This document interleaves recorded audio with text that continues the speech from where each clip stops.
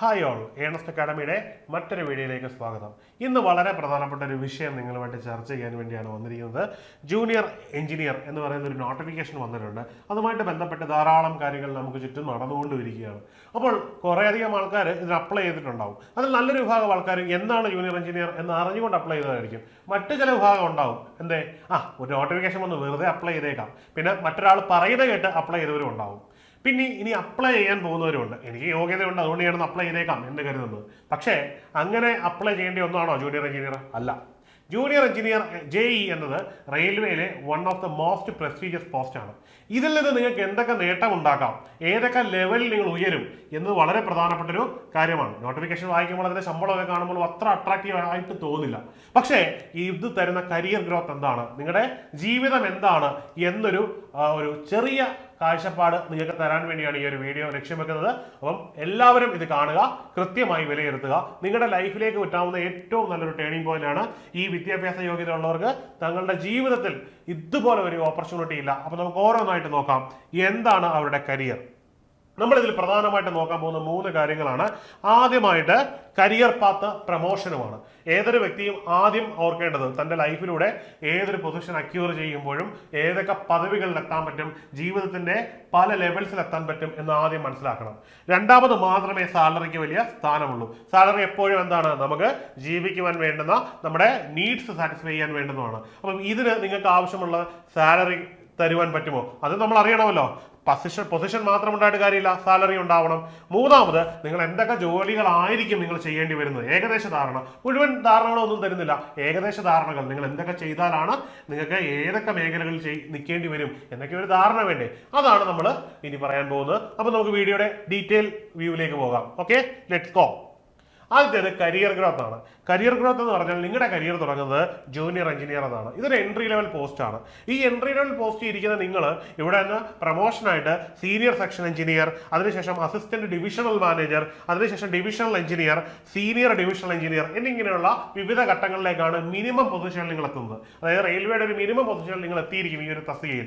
ഇവിടെ ഈ പറഞ്ഞത് ഒരു കോമൺ നെയിമാണ്, പക്ഷേ ഇതിനനുസരിച്ച് പേരുകൾ മാറാം. ഇനിയും ഡിവിഷണൽ എഞ്ചിനീയർ എന്ന് ചിലപ്പോൾ നിങ്ങൾ ഡിവിഷണൽ മാനേജർ എന്ന് പറയുന്ന തസ്തികയിലാവാം, ഇനിയും അതല്ലെങ്കിൽ സീനിയർ ഡിവിഷണൽ മാനേജർ എന്ന് പറയുന്ന തസ്തികയിലാവാം. നിങ്ങൾക്ക് അവൈലബിൾ ആയിട്ടുള്ള പോസ്റ്റ് എന്താണോ അതിനനുസരിച്ച് തന്നെയായിരിക്കും നിങ്ങൾ എത്തുന്നത്. നിങ്ങൾ ഏതാണ്ട് നിങ്ങളുടെ പ്രൊമോഷൻ ലെവലിൽ സീനിയർ സെക്ഷൻ എഞ്ചിനീയർ കഴിഞ്ഞാൽ പിന്നീട് നിങ്ങൾ UPSC വഴിയൊക്കെ നിയമിതരാകുന്ന ഉദ്യോഗസ്ഥർക്ക് തുല്യരായിട്ടൊക്കെ മാറും. പ്രത്യേകിച്ചും 21 വയസ്സിലൊക്കെ കയറുന്നവർക്ക് ഒരു ഗ്രൂപ്പ് A ഓഫീസർ വരെ ആവാനുള്ള അവസരമാണ്. അതായത് ഒരു കരിയർ ഗ്രാഫിൽ കിട്ടാവുന്ന ഏറ്റവും വലിയ ഒരു പൊസിഷനിലാണ് നിങ്ങളെ ചെന്നെത്താൻ പോകുന്നതെന്ന് ഓർത്തോണം. വളരെ ഇമ്പോർട്ടൻ്റ് ആയിട്ടൊരു കാര്യമാണ്.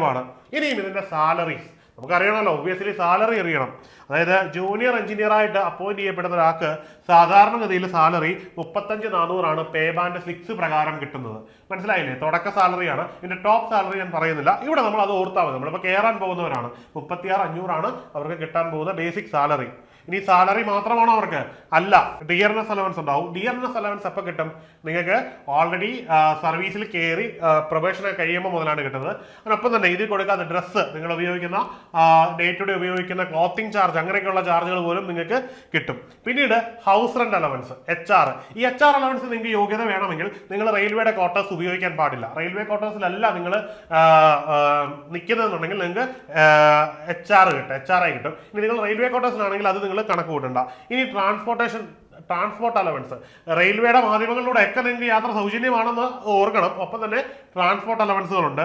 Railway duty pass, education allowance, medical benefit, leave നിങ്ങൾ സറണ്ടർ ചെയ്യുകയാണെങ്കിൽ അതിന്റെ ബെനിഫിറ്റ്സ്, പിന്നെ സ്പെഷ്യൽ അലവൻസ്, ഇങ്ങനെയുള്ള പല പല അലവൻസുകൾ ചേരുന്ന ഒരു സംക്ഷിപ്ത രൂപമാണ് നിങ്ങളുടെ ശമ്പളം. ഓർത്തു വെക്കണം. അതായത് നിങ്ങളുടെ ഡിയർനെസ് അലവൻസ് എന്ന് പറഞ്ഞാൽ വളരെ വലിയൊരു എമൗണ്ട് ഉണ്ടാവും. പിന്നെ നിങ്ങൾക്ക് തൊടുന്നതിനും പിടിക്കുന്നതിനും ഒക്കെ അലവൻസ് ആണ്. റെയിൽവേയെ സംബന്ധിച്ചിടത്തോളം എക്സ്ട്രാ ബെനിഫിറ്റ്സുകൾ ഞാൻ പറഞ്ഞല്ലോ, ക്ലോത്തിങ്ങിന് വരെ നിങ്ങൾ ഏതെങ്കിലും പർപ്പസിന് പോവുകയാണെങ്കിൽ അതിന് വരെ എന്ത് തരുന്നുണ്ട്? അവർ പലതരത്തിലുള്ള അലവൻസുകൾ തരുന്നുണ്ട്. നിങ്ങൾ സർവീസിൽ കയറുമ്പോൾ മാത്രമാണ് ഈ ഒരു പാരഫെയിലിയെ പറ്റി അറിയുന്നത്. ഇനിയും അടുത്തതാണ് നിങ്ങളുടെ സ്ട്രക്ചർ. ഒരു ഇൻകത്തിന്റെ സ്ട്രക്ചറാണ് കാണിച്ചു തരുന്നത്. ഒരു ബേസിക് ഇതാണ്. നിങ്ങളുടെ കയ്യിൽ എത്ര കിട്ടും? നമ്മൾ ബേസിക് പേയെ പറ്റി നമ്മൾ അറിയാറുണ്ട് അല്ലെ? ബേസിക് പേ മാത്രം അറിഞ്ഞാൽ പോരാലോ. ഇവിടെ 36,500 ബേസിക് പേ പറയുന്നത്.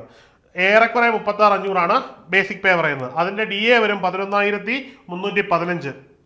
HRA വരും 9,855. അങ്ങനെ ഏറെക്കുറെ എല്ലാം കൂടെ കണക്ക് കൂട്ടി കഴിയുമ്പോൾ നിങ്ങളുടെ ഹാൻഡിൽ എത്ര വരും? ഏതാണ്ട് 55ഓളം രൂപ നിങ്ങളുടെ സാലറി ആയിട്ട് കൗണ്ട് ചെയ്യും. എങ്കിലും ഇതിന് കുറച്ച് പിടുത്തങ്ങളൊക്കെ മാറി കഴിയുമ്പോൾ നിങ്ങൾക്ക് ഏതാണ്ട് 50,000-അടുത്ത് തുക നിങ്ങൾക്ക് എന്ത് കിട്ടും? നിങ്ങൾക്ക് സാലറി ആയിട്ട് കിട്ടും എന്ന് ഓർക്കുക. ഏതാണ് 50,000-അടുത്ത് സാലറി ആയിട്ട് കിട്ടും എന്നുള്ളത് വളരെ പ്രധാനപ്പെട്ട ഒരു ഇമ്പോർട്ടൻറ്റ് ഇൻഫർമേഷൻ ആണ്. ഏതാണ്ട് ഒരു ബിടെക് കഴിഞ്ഞ് ഇറങ്ങുന്ന ഒരാളെ സംബന്ധിച്ചിടത്തോളം കിട്ടാവുന്ന ഒരു വലിയ തുക തന്നെയാണ്. അപ്പോൾ മറക്കരുത്, ഇതിന്റെ ആദ്യത്തെ ലെവലാണ് ഞാൻ പറഞ്ഞത്. നിങ്ങൾക്ക് കയ്യിലേക്ക് കിട്ടുന്ന സാലറി കേസാണ്. പൊസിഷൻ ഒരിടത്ത്, സാലറി വേറൊരിടത്ത്. അടുത്തതാണ് ഇതിന്റെ ജോബ് പ്രൊഫൈൽ. നിങ്ങൾ എന്തൊക്കെ രീതിയിലുള്ള റെസ്പോൺസിബിലിറ്റീസ് ഇവിടെ ചെയ്യേണ്ടി വരുമെന്ന് വളരെ ഇമ്പോർട്ടൻ്റ് ആയിട്ടൊരു കാര്യമാണ്.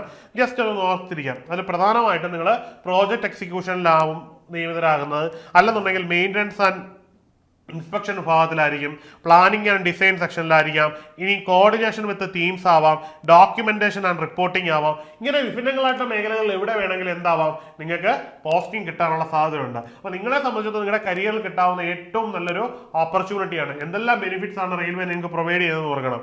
ഇനിയും ഇത്രയുമാണ് നിങ്ങൾക്ക് ഈ ഒരു ഇതുമായിട്ട് ബന്ധപ്പെട്ട് പറയാനുള്ള. ഇനിയുള്ളതെന്ന് പറഞ്ഞാൽ പഠനം ശരിയാക്കാനുള്ള ഒരു മാർഗ്ഗമാണ്. അപ്പം ഇത് വളരെ പ്രധാനപ്പെട്ട ഒരു പൊസിഷൻ ആണെന്ന് മനസ്സിലായി. ഇതിന് എന്തൊക്കെ ബെനിഫിറ്റ് ആണെന്ന് മനസ്സിലായി. ഇനി ഡിഗ്രി ഉള്ള അതായത് ബിടെക് ബിരുദമുള്ള പലർക്കും എന്ത് ചെയ്യാൻ പറ്റില്ല, അതിനുള്ള കഴിവ് ഉണ്ടാവണമെന്നില്ല, സ്കില്ല് ഉണ്ടാവണമെന്നില്ല, അത് ആർജിച്ചെടുക്കണം. അപ്പൊ ആ കഴിവ് ആർജിച്ചെടുക്കാനുള്ള അവസരമാണ് ഇനി ഞാൻ പറയുന്നത്. നമ്മുടെ അക്കാഡമി, ഏണസ്റ്റ് അക്കാഡമി RRB-JEE വളരെ തീവ്രമായ പരിശീലനം ഇവിടെ നടത്തിക്കൊണ്ടിരിക്കുകയാണ്. ഇനി തുടങ്ങിയാൽ പോലും നിങ്ങൾക്ക് എന്ത് ചെയ്യാം, ഈ പരീക്ഷ ക്രാക്ക് ചെയ്യാം. കാരണം ഡേറ്റ് ഒക്കെ വരാൻ പോകുന്നേ ഉള്ളൂ. കൃത്യമായൊരു ചിട്ടയോട് കൂടിയുള്ള പ്രിപ്പറേഷൻ ഉണ്ടെങ്കിൽ നിങ്ങൾക്ക് ഈ പരീക്ഷ വളരെ നിസ്സാരമായിട്ട് ക്രാക്ക് ചെയ്യാൻ പറ്റും. ഇതുപോലൊരു വലിയ പ്രൊഫൈലിൽ എത്താൻ പറ്റും. പ്രത്യേകിച്ച് ബിടെക് കഴിഞ്ഞ ഉടൻ തന്നെ നിങ്ങൾ തുടങ്ങുകയാണെങ്കിൽ നിങ്ങളുടെ നല്ല പ്രായത്തിൽ തന്നെ എന്ത് ചെയ്യാൻ പറ്റും, ഈ സർവീസിൽ കയറാൻ പറ്റും, ഉയർന്ന പദവികളിൽ എത്താൻ പറ്റും. അപ്പോൾ എന്ത് ചെയ്യുക, നിങ്ങൾ അതിനായിട്ട് വളരെ ശക്തമായ പ്രിപ്പറേഷൻ തുടങ്ങുക. അതിനുവേണ്ടി എന്ത് ചെയ്യുക, നമ്മുടെ ഇൻസ്റ്റിറ്റ്യൂട്ടുമായിട്ട് ബന്ധപ്പെടുക.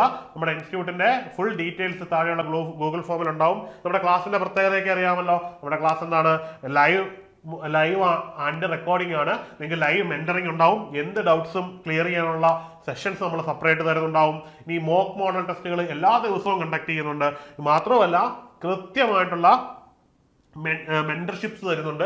ആരൊക്കെയാണ് തരുന്നത്? മെന്റർഷിപ്പ് തരുന്നതിന് വേണ്ടി സർവീസ് ക്ലിയർ ചെയ്തവർക്ക് പോലും, അതായത് ജൂനിയർ എഞ്ചിനീയർ എക്സാം പാസ് ആയവർ തന്നെ നിങ്ങൾക്ക് കൃത്യമായ ഗൈഡൻസും മെന്ററിങ്ങും നമ്മൾ അറേഞ്ച് ചെയ്ത് തരുന്നുണ്ട്.